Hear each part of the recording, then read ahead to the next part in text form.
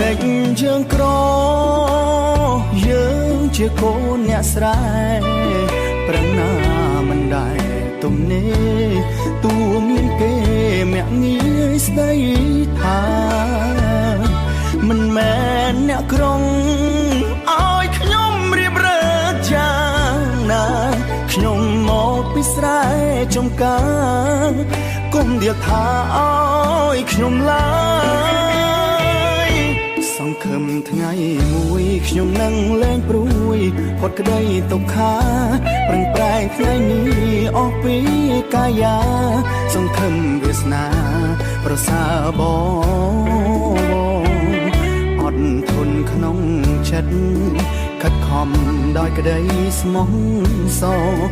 ទោះបីពេលនេះយើងក្រ